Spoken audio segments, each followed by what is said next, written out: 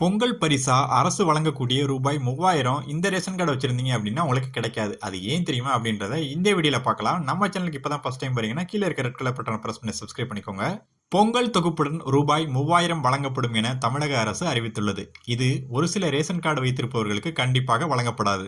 தமிழர் திருநாளான பொங்கல் பண்டிகையை அனைத்து பொதுமக்களும் மகிழ்ச்சியாக கொண்டாட தமிழ்நாடு அரசு சார்பில் ஆண்டுதோறும் பொங்கலுக்கு தேவையான பொருட்கள் அடங்கிய தொகுப்பு வழங்கப்பட்டு வருகிறது. அந்த வகையில் இந்த ஆண்டு 2,22,91,710 ரேஷன் அட்டைதாரர்களுக்கு பொங்கல் பரிசு தொகுப்புடன் வேட்டி சேலை வழங்கப்பட உள்ளது. மேலும் ரூபாய் 3000 ரொக்கப்பணமும் வழங்கப்பட இருக்கிறது.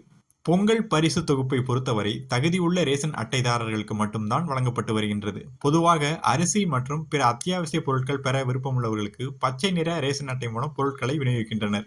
அதேபோன்று அரிசி இல்லாமல் சர்க்கரை 3 கிலோ கூடுதலாக சேர்த்து பிற அத்தியாவசிய பொருட்கள் வாங்க விருப்பம் உள்ளவர்களுக்கு வெள்ளை நிற ரேஷன் அட்டையும், எந்த பொருளும் வாங்க விருப்பம் இல்லாதவர்களுக்கு வெள்ளை நிற ரேஷன் அட்டையும் வழங்கப்படுகின்றன.